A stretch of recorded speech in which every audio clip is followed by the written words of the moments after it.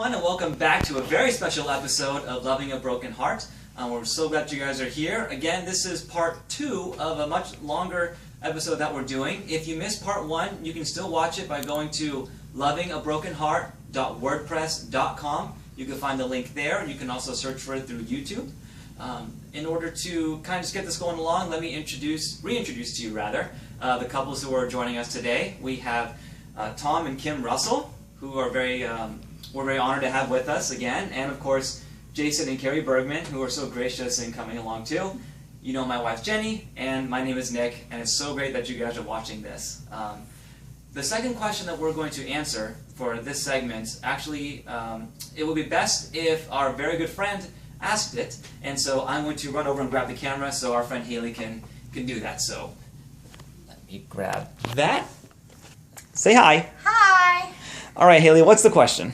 The question, Introduce yourself. You just totally killed me. No, Not at all. So Hailie, Okay, how old are you? 16. And do you have a heart condition? Yes, I have HLHS. Fantastic. Okay. The question is, what advice would you give to single people in their approach to telling a potential spouse about their CHD? Cool. Well, the way I approached it was, the person that I'm dating, at the time we were friends, and I said, look, I'd like to be friends with you, but I don't want to get close because of my heart condition. If something were to happen, I wouldn't want you to be close to me and you just fall apart, basically. And that's what I told him, and he respected that. He was fine with that. But we ended up dating anyways. So. When you told him, did it seem like it was a huge deal to him that you had a heart condition? Like it was a deal breaker, so to speak? Not really. Okay. I mean, he didn't act like, oh, well, you have a heart condition, I'm not going to hang out with you. But I have had people in the past be like that towards me and say that to me. And that's just their preference, you know. That's just them. Would you say that's their preference out of stereotypes or biases or anything like that? I'm just saying that that's their personal opinion and that's their decision. So if they don't want to be friends with an awesome person like me or Jenny, then that's, their loss. Well put. Yes, exactly. Hailie, I'm going to give the camera back to you so that we can hear from the other ladies. Thank you. Okay, so I just want to say that Hailie is after mine own heart because when Nick and I first started dating, I was 14, so I was 2 years younger than her. And when we would get in arguments or whatever teenage stuff we did. For years. Yeah, I would push him away, literally. I just said, I'm going to die young. I don't want to put anybody through that. And so I can totally relate to you, Hailie, and it's bad enough that we thought our parents were going to have to go through it. Yeah. We didn't want someone else to have to go through it because it's like... But praise God, we're all still Yes, living, we're still all and here. Exactly. Now we are dealing with spouses, and not just parents. So. Yes. That's very true. Yes. Yeah.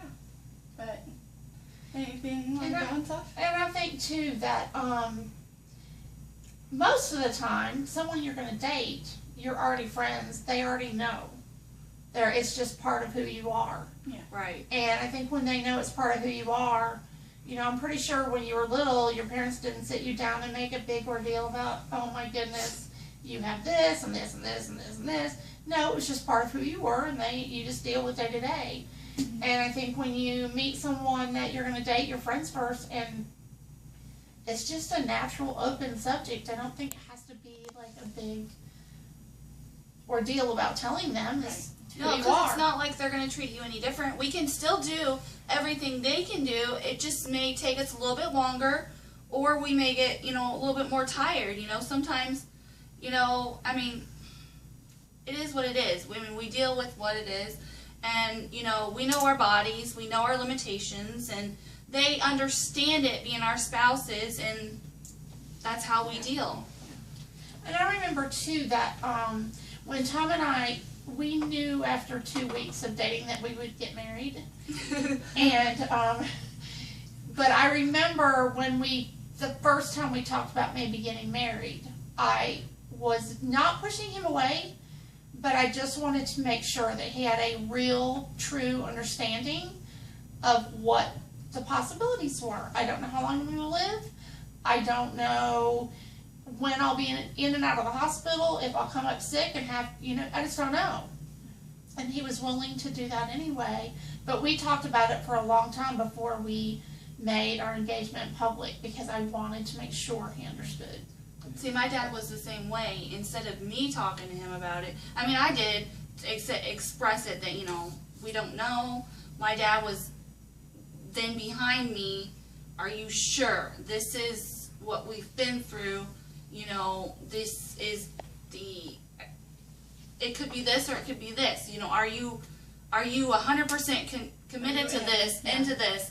Because I don't want to let my daughter get her heart broken and You'd be surprised. you'd be surprised, yeah. Right. I think the other thing about that is something that I really advise. I'm going to let Tommy tell you what happened with the doctor. That was very helpful, and we recommend it to everyone. Well, one of the things is we got married many years ago. We've been married 33 years, and so when we first started seriously dating and had gotten engaged, Kim and I made an appointment with her cardiologist, and her cardiologist basically sat down and told me what was going on with her. I mean, you know, that was a long time ago and there was not as much awareness about CHD as there is today. And it's not like something you can look up on the internet back then. You know, Al Gore had invented it by then. And I think too, though, that even today, even though there's so much more awareness, the details of your specific circumstance is so different from anybody else. No two of us are the same. No. And for a doctor to sit down and make sure you know all the details, I think that's very, very important. Well, because then there's no surprises. The children thing was a big thing too, because you know he explained to me why she couldn't have children, and I think that really helped a lot. And you know, my family was the kind of family that was really accepting of children. I mean, we used to have foster kids when I was growing up, so it was not a big deal for me to think about adopting a child. And of course, we were very fortunate to adopt. You know, God bless us with a beautiful daughter, which was, you know, within a year and a half after we were married. So it was really kind of cool. So. Hi, Stephanie. Stephanie's her daughter. Their daughter. Who is now 32. So. And Jason, you mentioned earlier, I mean, before we started the video, what you thought when you first. I mean, how did it happen for you? See, for me and Kari, it was kind of a quick dating process, like literally, because I had just gotten out of the Marines for the second time, which I'm still active duty now because I came back in. Anyways, but so I'd just gotten off of a mobilization contract and my second tour to Afghanistan.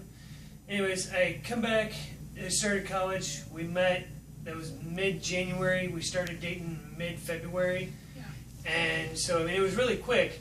And so, me being the person that I am, I have to be informed on everything. And so, literally, I kind of just jumped headfirst into it. Mm-hmm. And every cardiologist appointment that she went to, every doctor's appointment she went to, that I was actually able to attend, I would, just that way I could learn more about how not only to just manage her heart issues, but how to recognize any signs and symptoms of when stuff may be going downhill, which it did in 09, and some people got fired. So that's besides the point. But I mean, I literally just jumped straight into it, and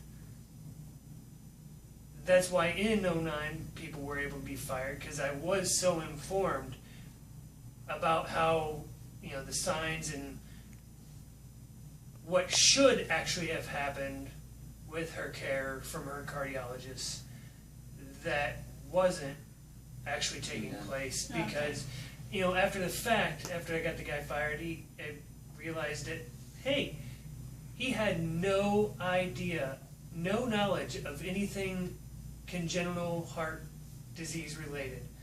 And so I kind of understood why he would say the words, "I don't know what to do with her," because obviously he did. It was scary. I mean, to have a doctor sit outside your hospital room and say, "I don't know what to do with you," I mean, well, if you don't know what to do with me, then send me somewhere else. I mean, but I mean, being military, you have to go through a process, and you have to use their doctors first, and then once you can't use theirs, you have to be. It's just a long process. So I mean, but that's besides the point. Yeah. But still, I mean, but I'm glad you shared that, for sure. And with us, it was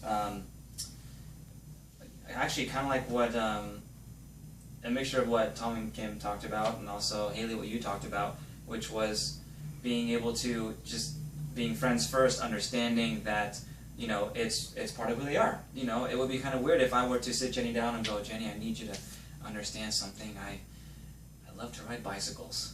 I'd be like, "Oh, okay." And so it wouldn't seem right. So, I would say it's much more natural for those who have CHD to just live their lives, and those who appreciate it and can, appreciate you for it, they'll stick with you.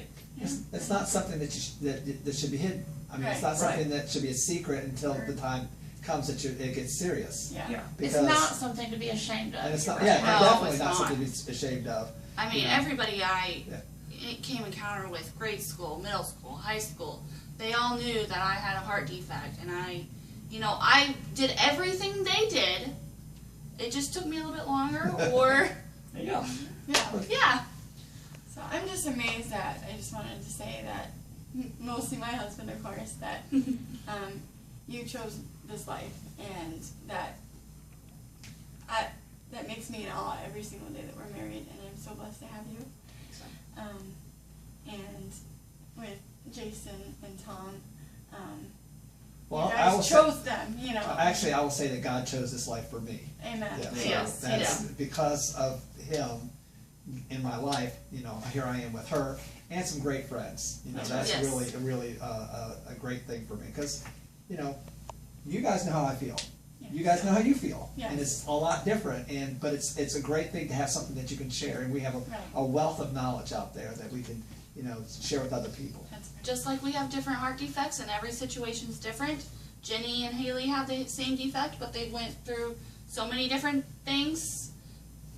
Their situation with us is different, and we talk, and that's how we communicate, and that's how We relate. I relate. think that's that important too, is to have other couples to talk to. Yeah, Yes. exactly. Oh yes. To have friends like we have, that we can just sit down and talk about anything, and you can relate to it or learn from it, or maybe give some input. This is Very why important. Loving a Broken Heart is here. That's right. This is exactly what we were hoping for. So, Can't think of a That better way being said, to wrap it up. So we're going to cut it here for sake of time. Don't forget to go to our website, lovingabrokenheart.wordpress.com. You can find all the videos there, and hopefully we'll have some other resources besides videos up there soon. And we'll see where that goes. But until next time, part 3 will be coming up shortly. Thanks again, and we will see you soon. Thanks. Bye.